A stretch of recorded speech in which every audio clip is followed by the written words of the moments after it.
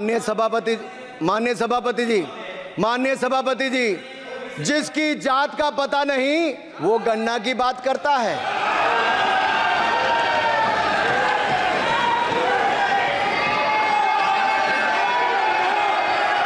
जिसकी जात का पता नहीं वो गन्ना की बात करता है। स्पीकर सर, देखिए, जितना मेरा आप लोग इंसल्ट करना चाहते हैं आप खुशी से करिए, आप रोज करिए, मगर एक बात मत भूलिए, जाति जनगणना को हम यहां पास करके दिखाएंगे। धन्यवाद। जितना करिए। माननीय मंत्री रहे हैं, बड़े दल के नेता हैं, मंत्री रहे हैं, बड़ी बात कर रहे थे। मैं महाभारत, शकुनी, ये सब बातें कह रहे थे, दुर्योधन तक यहाँ ले आई है। मैं केवल सभापति महोदय इनसे ये पूछना चाहता हूँ, आपने जाति कैसे पूछ ली है बताइए बस। आप जाति कैसे पूछ सकते हैं? आप बताएं, जाति कैसे पूछ सकते हैं? आप पूछ के दिखाओ, पूछोगे तुम, कैसे पूछोगे जाति? आप बैठ। नहीं, जाति नहीं पूछ सकते आप। आपने कह दिया ना, अब आप हमारी जाति नहीं पूछ सकते। आप हमारी व्यवस्था सुन लें, आप मेरी व्यवस्था सुन लें। कोई सदन में किसी की जाति नहीं पूछेगा। अनुराग ठाकुर जी, मैंने उसको स्पष्ट कर दिया। श्री अनुराग ठाकुर जी, बात आ गई। माननीय सभापति जी, उस समय के प्रधानमंत्री स्वर्गीय आरजी वान जी ने यही कहा था कि ओबीसी के आरक्षण का विरोध करता हूं। ये तो सदन में है।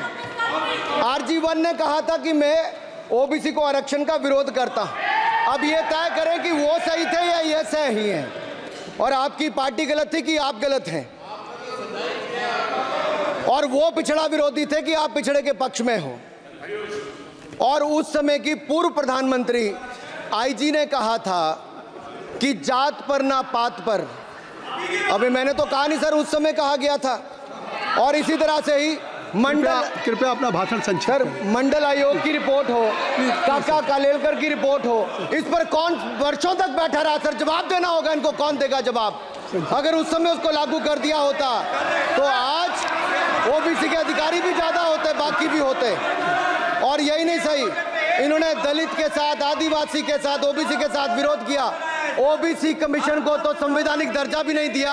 अगर संवैधानिक दर्जा दिया तो मोदी सरकार ने आकर दिया है, माननीय अध्यक्ष जी। और मैं इस सदन के लिए पढ़ देता हूं सर। नेहरू जी ने 1961 में आरक्षण के विरुद्ध में लिखा था, I quote, I react strongly against anything which leads to inefficiency and second rate standards. I want my country to be a first class country in everything. The moment we encourage the second rate we are lost. I unquote. ये किसने कहा? देश के पहले प्रधानमंत्री ने कहा। आप उससे सहमत हो कि नहीं सहमत हो बताइए? माफी मांगोगे उसके लिए कि नहीं मांगोगे? कृपया चेयर को आप एड्रेस करें। आप चेयर को एड्रेस करें अनुराग जी। सर मैं इतना ही कहूंगा और समाप्त करें। लहजे में बदजुबानी, चेहरे पर नकाब लिए फिरते हैं वो जिनके खुद के बही खाते बिगड़े हैं, वो हमारे हिसाब लिए करते हैं। बहुत बहुत धन्यवाद। नहीं सर, मेरे एक मिनट सर, मैं एक बात क्लियर कर दूं सर, मैंने किसी का नाम लेकर नहीं कहा, लेकिन कोई अपने आप क्यों खड़ा हुआ? मैंने किसी का नाम नहीं लिया था। आप रिकॉर्ड चेक कीजिए सर, आप रिकॉर्ड चेक कीजिए।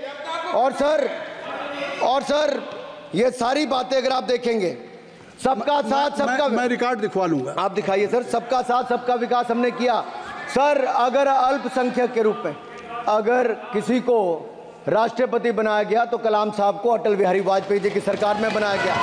रामनाथ कोविंद जी को एससी समाज से आते थे, राष्ट्रपति बनाया गया तो मोदी जी की पहली सरकार में बनाया गया। एक महिला ट्राइबल को अपनी क्षमता के आधार पर अगर देश का राष्ट्रपति बनाया गया तो द्रौपदी मुर्मू को हमारी सरकार। अगर ओबीसी प्रधानमंत्री है तो आज माननीय प्रधानमंत्री मोदी जी। आज सबसे ज्यादा मंत्री एससी एसटी ओबीसी है तो हमारी सरकार में सर मैं इतना ही कहूंगा। समाप्त करें सर, मैं 2 मिनट में खत्म। Sir 2 minute sir. MSP sir, ये एमएसपी की बात कर रहे थे सर। एमएसपी कौन लाया? एमएसपी सर 61 के युग में, उस समय के पहले प्रधानमंत्री जी ने लाए, लेकिन इन्होंने उसको गारंटी क्यों नहीं दिया भाई? 61 के बाद 66 में आप लाए। आप इतने सालों तक क्या करते रहे? क्यों नहीं आपने प्रावधान उसका किया? सर दूसरा मैं कहना चाहता हूं, कर्नाटक में 1200 किसानों की आत्महत्या की। 1200 किसानों ने गए आप SC OBC थे? कितने SC ST OBC थे? सर वहां के OBC का पैसा, SC ST का पैसा, उनका बजट 34% कर्नाटक में खत्म करके अलग कर दिया गया। पूछा आपने क्या उनसे? कौन किया?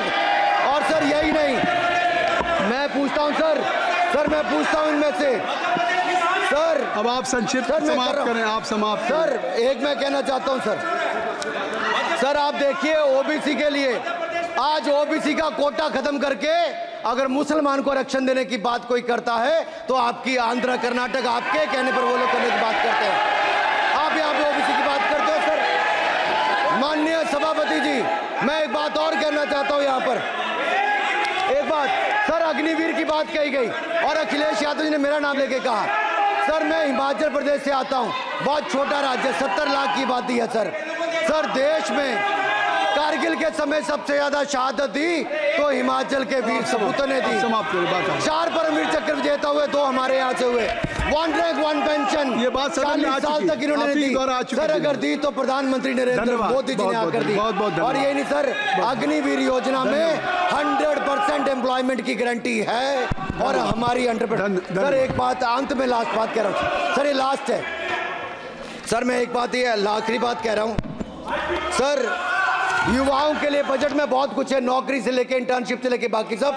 मैं निर्मला जी को और प्रधानमंत्री जी को बहुत बहुत उसके लिए बधाई देता हूं सर। स्पेस सेक्टर के लिए 1000 रुपये वेंचर कैपिटल फंड भी दिया गया सर। जिस देश में स्पेस के नाम पर शायद बहुत कम कुछ दिखता था, आज चंद्रयान मिशन की सफलता के कारण दुनिया का पहला देश भारत बना है सर। यही नहीं सर, इनके समय हेमराज का गला रेत कर ले गए थे, वापस नहीं लाए थे। हमने सर्जिकल स्ट्राइक करके अपनी सेना को मजबूत किया सर। डॉक्टर प्रदीप, स्टार्टअप में सर हम नंबर 1 बने सर। आखिरी लाइन है सर 30 सेकंड सर, आखिरी लाइन सर। ये कहते हैं देश में डर का माहौल।